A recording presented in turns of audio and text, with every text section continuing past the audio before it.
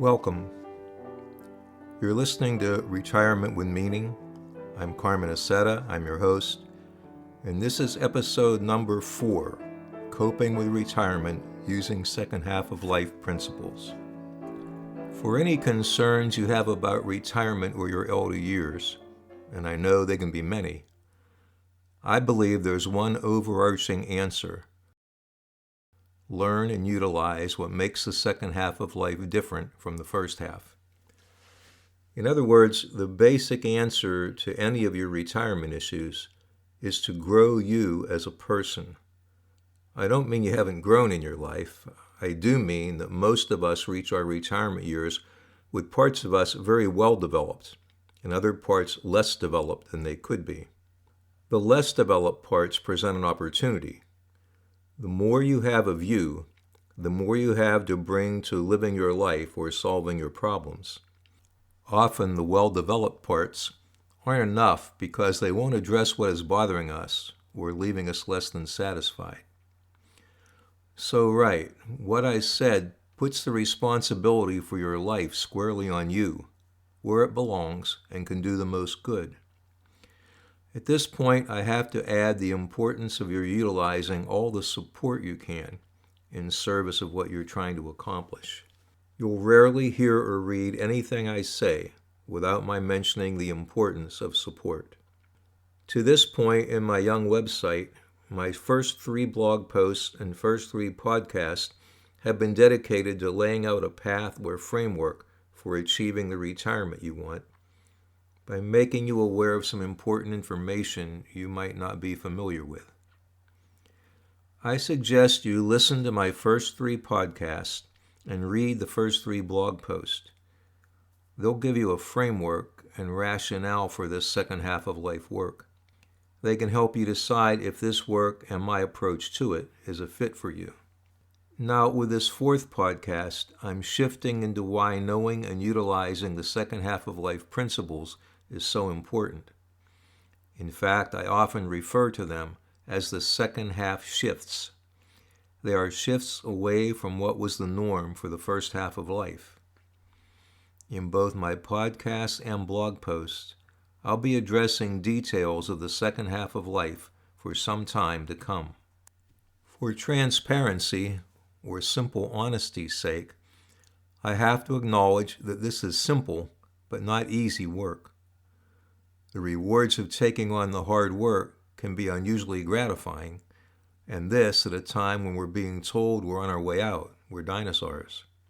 I've been truly amazed at the gains I've seen people achieve at this stage of their life, and grateful for what I've experienced in my own. At my current age of 84, I'm trying to share the wealth with others while I still can. I regret that I can't remember the speaker, but I remember his words. He spoke about making your later half your greater half. I believe that's possible, especially if career and family responsibilities and just the speed of life impacted available time for your personal growth in your first half of life. In similar words to my speaker, Carl Jung spoke to the really rich opportunities for growth in the second half of life. Okay then, here we go. I hope you'll give this material some serious thought and consideration. I hope you'll join others and myself who are on your same journey at this time of our lives. I have said in other places that I found my approach isn't for everyone. I hope you'll consider if it is for you, so that you don't miss out on something that might have been very helpful to you. As you'll see if you continue, the second half is a prime time for giving back from your accumulated experience and wisdom. When you grow, everyone gains, especially your loved ones and those closest to you. Well, that's my introduction. Now I'll begin what I've been introducing with a quote from Carl Jung, a quote you'll become very familiar with if you continue. If you'll pardon me, I just checked the sound before continuing, and I wanted to say that I had some dental work a few days ago, which is still causing some issues with my mouth, and I think it's impacting my ability to pronounce certain words or sounds. So I didn't want to delay recording this any longer. And I would just beg your indulgence if there are places where you have a little difficulty with something I just attempted to pronounce. So thank you, and I'll get back to the quote from Carl Jung that I promised. This is a very important quote. You'll see it time and time again, and I hope you'll give it some thought and watch for it to be verified if you do this work. The quote is from one of his writings, The Structure and Dynamics of the Psyche. And Carl Jung says, "One cannot live the afternoon of life according to the program of life's morning, for what was great in the morning will be little in the evening, and what in the morning was true will at evening have become a lie." This quote is one of the keys, and maybe the biggest one, to successfully negotiating your retirement years, I believe, because it's so important that we understand the difference, what's required in the second half of life from the first half of life. The second half of life parallels the majority of our common retirement years. We can't live the second half of life according to first half principles, though, is the big issue. So learning and integrating second half principles locates you on the right retirement path and really provides crucial tools for the journey. And the purpose of my site is to help you onto and along the right path for you to manifest what it is you want in your second half of life or retirement. There are critical differences in what's required in the second half of life compared to what was the norm in our first half of life. In understanding them and then being able to utilize them makes a huge difference, because otherwise we're walking down the wrong path or trying to open a door with the wrong key that's just not going to work. The second half of life is a fertile season for spiritual growth, and it's a time to look inward and reflect. And it's a time to attend to being, if you mainly attended to doing up until now. And really, this is one of the big shifts. And we're not saying to get rid of doing altogether, but that being has to become a much bigger issue or activity for us. Most of us are very used to doing, but as I found from many of my clients who had an issue around that area of being very good at doing, but really not even knowing what being was. They'd have to ask me, well, what do you mean being? So I'll be saying a good bit more about this being, doing. But right now, I'd like to say that the growth we can achieve in the second half of life helps really all aspects of our life, including the problematic ones. We begin to see our retirement years through a broader and clearer lens. That's one of the things I always told clients that therapy should do, is it should open our vision. It should open it up so we see more broadly. We see things that we weren't seeing before. And that's something that these shifts in the second half of life help us with also. And we start to see possibilities, and not just problems. So we feel empowered and enlivened, which is very different from the way some of you might be feeling right now who are listening to this podcast because you're having issues with retirement or being close to retirement that are troubling you to some degree or another. Many of us are not used to reflecting, to being quiet. It's very hard to find quiet many times anywhere, physically, geographically, in our culture or even inside of us. But it's very important.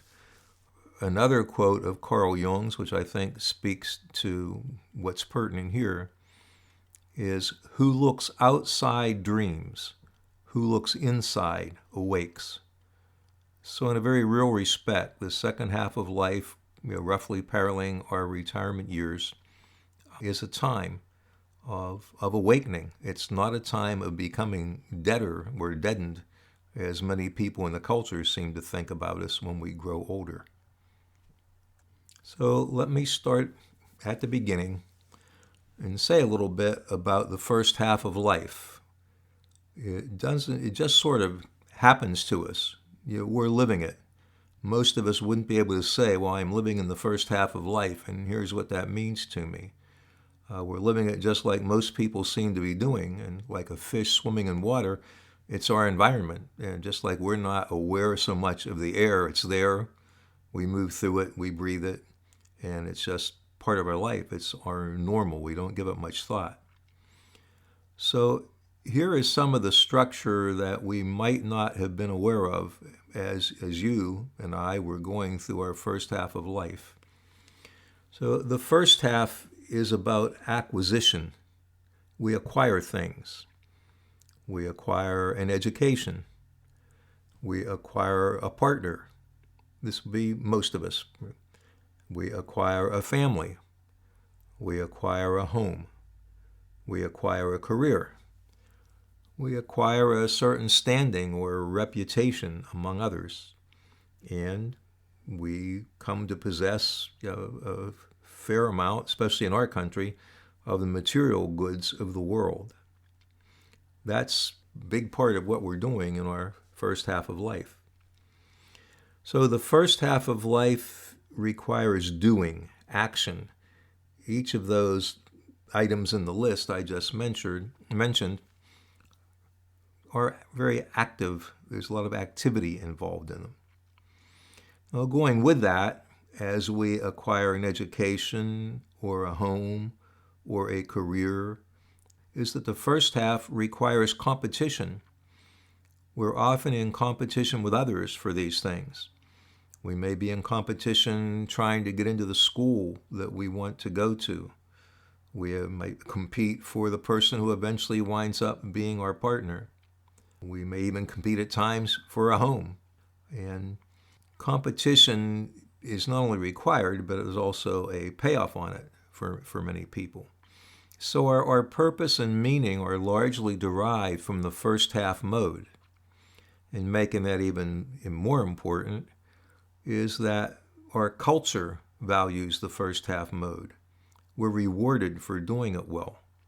We may get promotions. We may get into the best school. We may acquire status.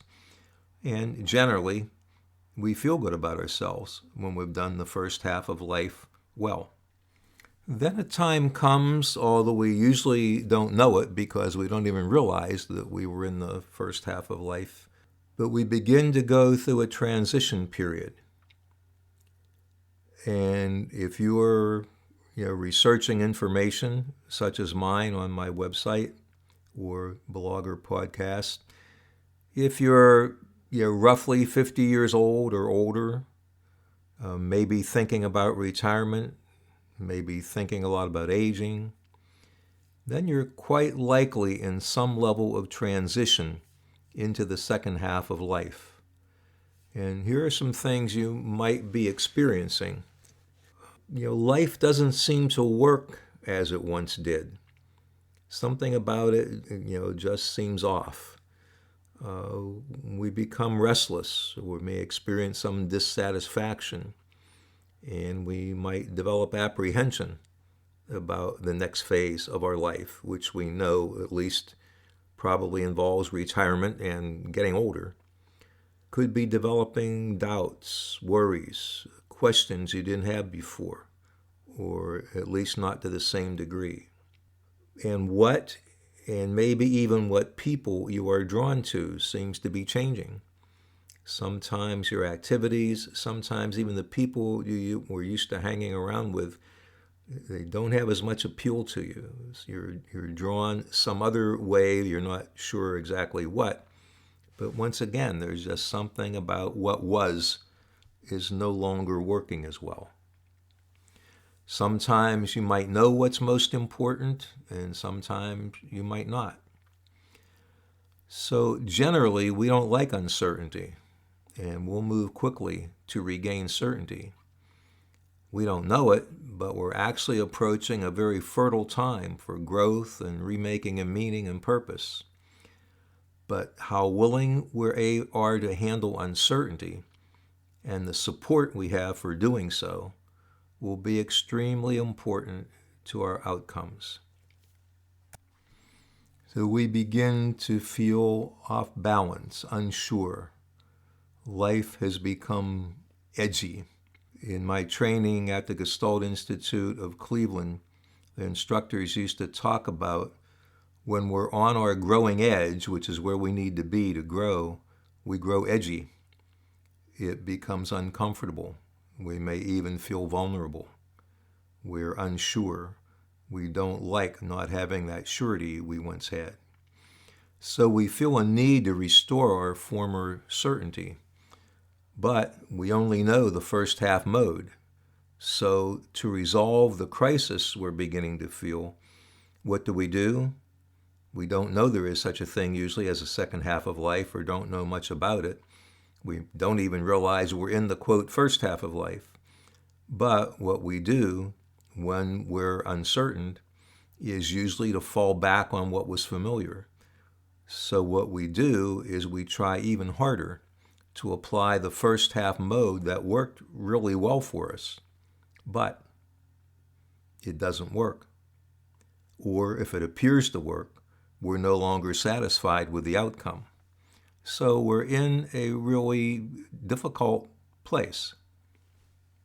So here we begin to experience the need for the shifts from first half mode, some of which are, these are a few, there are more.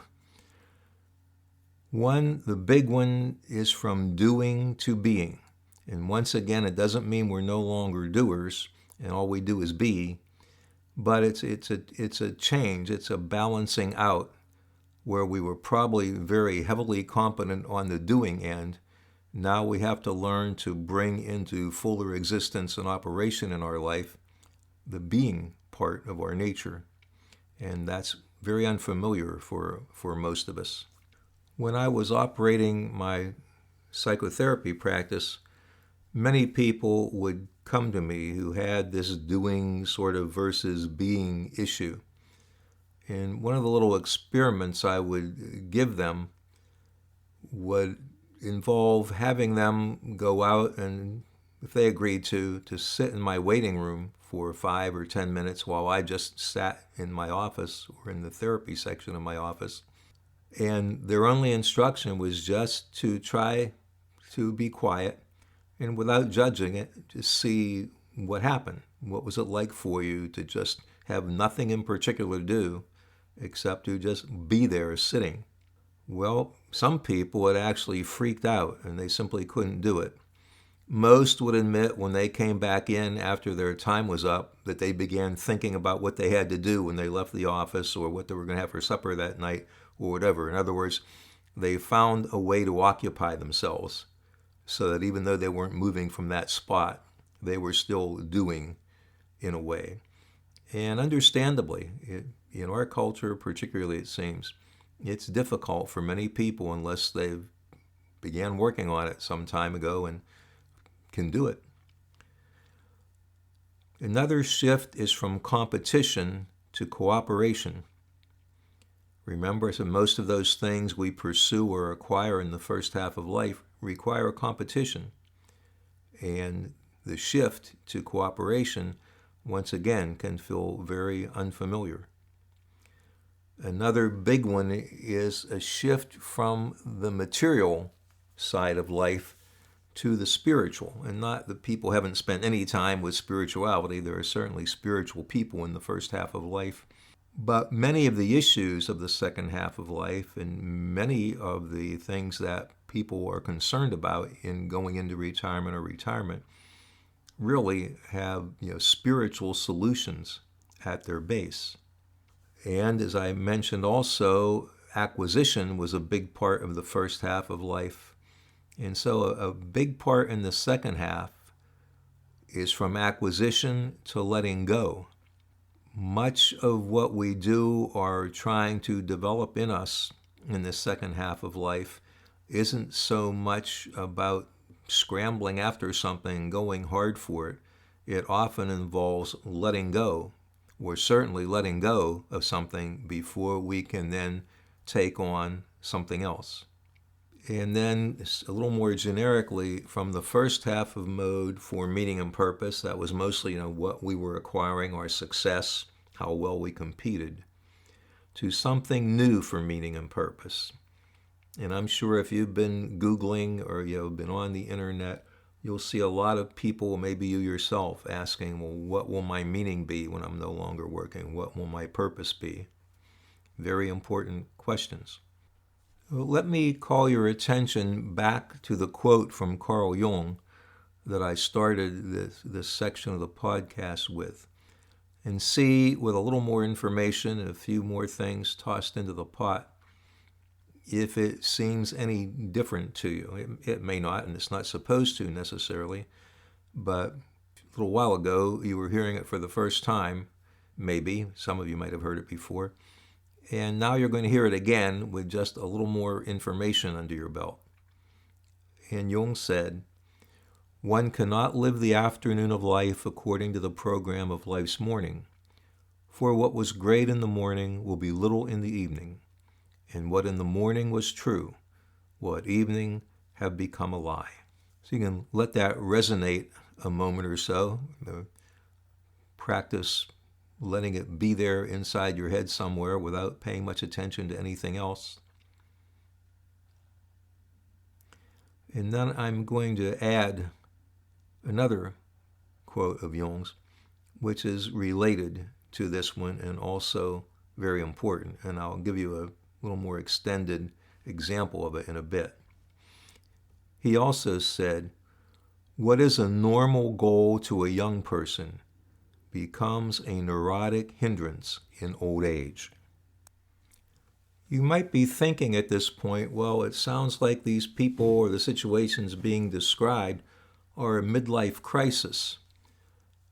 And that's not a bad thought. I mean, it's not very far from true for many people, but it's often a subject of humor or some kind of flip dismissal, such as "you'll get over it. It's just a midlife crisis." But actually, when we give it proper attention, the disturbances we are experiencing can propel us into very real opportunities of the second half of life. The problem is we usually go about addressing the midlife crisis in a way that's not going to be very helpful and, in fact, could be damaging. So I'm going to give you an example of not a real person, but certainly real in the situation. Sometimes I do give you the experiences of a former client or someone I know and someone I've had in therapy with me or my second half of life work. So this is a sort of the afternoon of life one. So suppose we have a very successful executive who's been feeling out of sorts and experiencing some of the things I was describing about the first half of life and the transition and so on. And for her, everything seems kind of dry and dull. Nothing really appeals to her. Nothing satisfies her. She's restless, unfocused, and she may even begin to believe she's having a midlife crisis. And all of those descriptions were not her. Prior to starting to feel this way, she felt very different. So to get out of her discomfort and back in control, she doesn't maybe know that that's her motivation. She decides to start up a new business, something she's done successfully a number of times. And she throws herself into it with her former zeal and succeeds.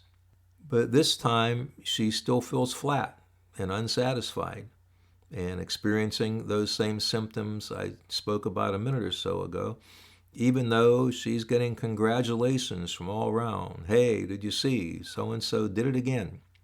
Well, what she did was she reactivated the program from life's morning, but it's no longer true.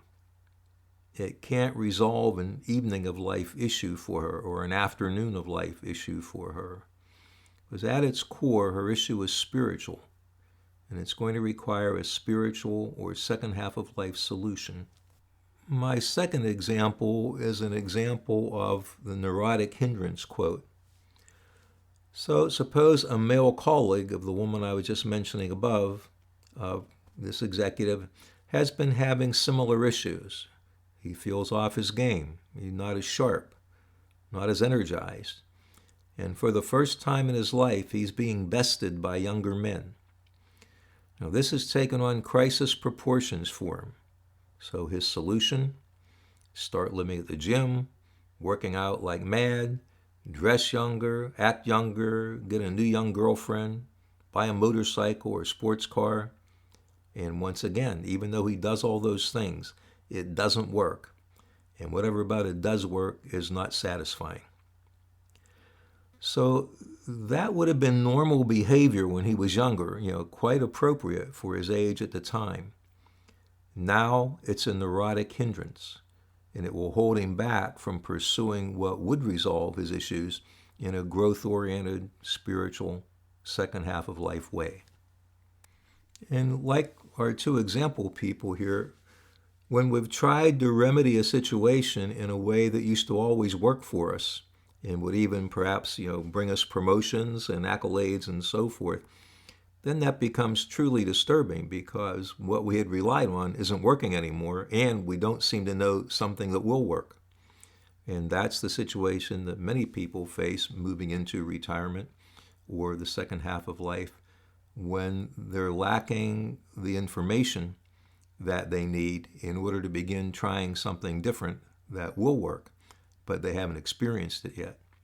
So this is why I lean very heavily on trying to give information to people who most likely need that information, and even then are going to run into some difficulties attempting to utilize it because it will be different from what they were used to.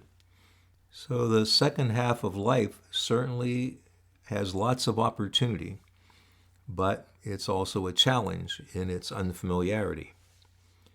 So here are a few of the challenges of the second half of life that we're probably going to have to deal with in order to reap the benefits.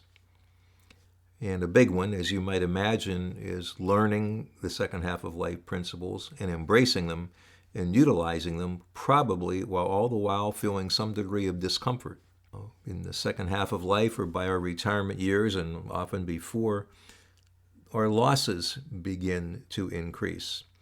Sometimes losses of people, could be loss of a relationship, could be the breakup of a marriage, could be some loss in our own health situation or somebody else's, aging parents, many, many opportunities for losses as we get older. And then for many of us, our job, our career gave most of our meaning and purpose in life. And now separated from that job, that career, or whatever it was that gave us meaning and purpose, we're faced with remaking meaning and purpose in a way that's different from how we were used to creating meaning and purpose. And moving from the familiar to the unfamiliar and risky feeling new territory in order to grow is one of the main requirements. And in fact, I spend a lot of time with it. Because, yes, people can hand us what seem like easy solutions or so on, but the implementation becomes difficult because we're not usually comfortable with the unfamiliar. And one of our responses is to drop back into the familiar, even though either it doesn't work or it's not as appealing anymore, but at least it feels kind of safe. We don't feel as vulnerable. We don't feel as anxious. So learning to operate like on that growing edge that I mentioned before, where we feel edgy, and sticking with it rather than dropping back into the less satisfying but more familiar, is something we absolutely have to do to pull off a satisfying, fulfilling second half of life or retirement years. Something else you will see a lot, in addition to the Jung quote and a few things I come back to quite frequently, is if we haven't learned it yet, we have to be humble enough to ask for and accept help. Because what gets us through change, what gets us through difficult new things that make us want to back up and stay in the safe, familiar place, is support. Support, which I'll talk also in more detail about as we go along, probably on another podcast or blog post. is support is absolutely necessary. It helps us get over the uncomfortable feeling, to be able to deal with it. There are a number of things. In fact, if you look back through my previous podcast and the blog post, you will see more detail about what support can do for us. So those above things I just mentioned are what our woman and man would have to tolerate, as you will, if you pursue a fulfilling second half of life. And so I said the principles are rather simple, but working on them and doing what we have to deal with to work on them, that can be tricky for us. It's uncomfortable. So our first impulse is normally to work even harder at a first half of mode solution, which is familiar to us and therefore comfortable, but by the second half of life, doomed to failure. So the second half mode might make you feel like you're starting school all over again, or have to go back to the beginning of your career. Like, I don't want to be doing that, when I'm in my 50s or 60s or 70s, 80s. But it can produce very rewarding results. Something that what most of us try to pull off just is not going to happen in the second half of life. And then a value added is that our loved ones, our friends, even society at large will benefit from what's benefited you. And one of the big important activities in the second half of life is that you can give back from your accumulated experience and wisdom. Well, I've been talking a lot about some of the difficulty in making the transition from first half to second half mode. So I think I owe you a reason or some reasons to want to do that, especially when you may be in your 50s or 60s or 70s or older as you're listening to this. But Jung's concept of the second half of life is sort of like a new roadmap. And I'm probably dating myself with talking about roadmaps. Maybe I should say like a GPS that's up to date, and it will guide you where you want to go on your retirement path, versus the old GPS, which hasn't been updated and will take you somewhere you didn't intend to go. Without it, you could miss out on the benefits and be frustrated and stuck. And so I think that learning this information about the second half of life is a good thing to do. And then if you're motivated to want to implement some of it, even one thing, which can help improve your second half of life or retirement years. So here are a few things, good things, opportunities that the second half of life offers, especially when we know what we're doing, we know what's to be done anyhow, and we're really willing to commit with support to working at it, to dealing with the discomfort and unfamiliarity of moving into a second half of life mode. So one thing about the second half of life, it's really like getting a mulligan or a do-over, because especially connected with our new knowledge, with new purpose or whatever it is that's driving us, we get another chance. We don't have to fall back on what will no longer work for us as we move away from our active career years and our first half of lifetime. So there are many opportunities to do something differently, better, produce a different result we want in the second half of life because of some of the growth we've made in ourselves, such as developing or being more, developing our spirituality, making those personal growth changes in us that are going to impact everything we do in a positive way. There's an opportunity certainly for living far more vitally than our culture predicts. We have an opportunity for healing of past traumas. Sometimes we're dragging stuff with us that happened in early childhood, and still in our retirement years, they cause some issues, some problems, some discomfort, some restriction on us that maybe we've dealt with all our life. And sometimes we're just finally ready to give those up. And with some help, we can we can be healed of things that formerly might have taken years of psychotherapy to get through. In the second half of life, if you're retired, especially if you're completely retired, or even if you still work somewhat or do some consulting or something like that, we have more time. We have time for ourselves if we're willing to use it and give ourselves permission to do something for ourselves, even if that means saying no to some other people who want some of our time.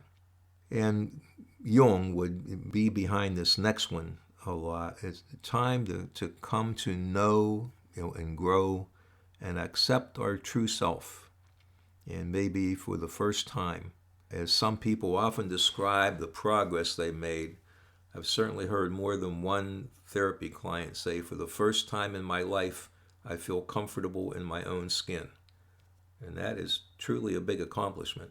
It's an opportunity to live more of your own life for you. Not that it's bad to live for others, and not in our second half of life we're supposed to live just for ourselves. In fact, there's a lot of the opposite there.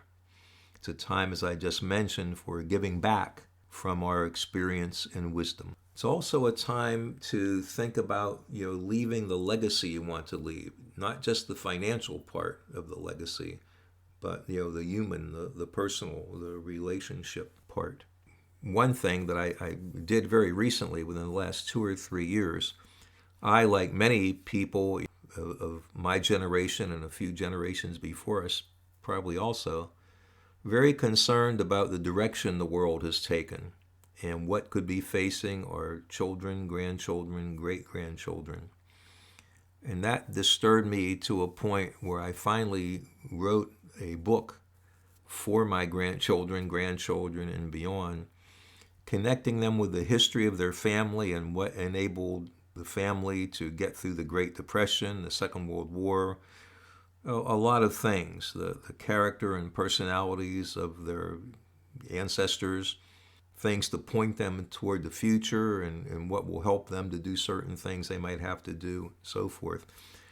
My daughters had originally asked me to just kind of write down what they called my dadisms, and it turned into a 314-page book, which I gave them print copies of, and then gave them copies for their children to pass down to them when they thought they were ready to absorb or deal with the material that was in them.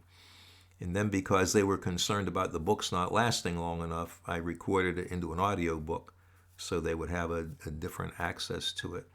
And that's definitely a part of its kind of condensing into a very concrete form what I wanted to leave for them, and hopefully, also stuff that's not in those books, that's just in me, will be part of the legacy too. So I encourage you to look at, especially in the state of our world now and the things that we face, what the legacy is you want to leave, perhaps particularly to the people who are closest to you and you care a lot about.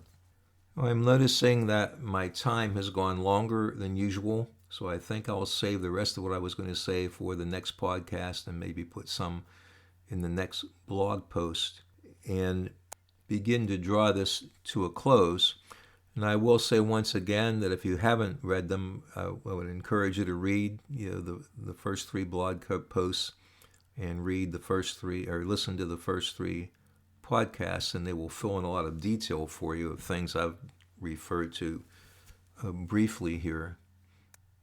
And if you have questions, you can either use the contact form on my website, retirementwithmeaning.com, or if you want to suggest something you would like to have covered that's important to you and what you're dealing with right now, or if you just want to shoot me an email with a question or request on it at carmen@retirementwithmeaning.com, you can also do that.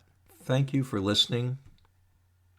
I hope you'll join me again for the next podcast, which will continue on this theme of transitioning from the first half of life and what's different and very necessary in the second half of life to have the kind of elder years or retirement years, second half of life, that you would like to have. Oh, and one more thing before I really close.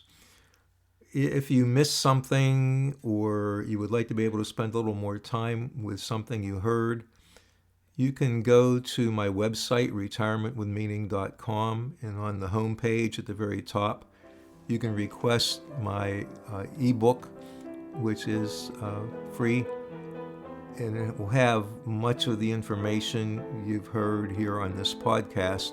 And at your own time, then you can go through it and give this some more thought if you would like to. And with that thought, then I will really close. Hope to see you next time.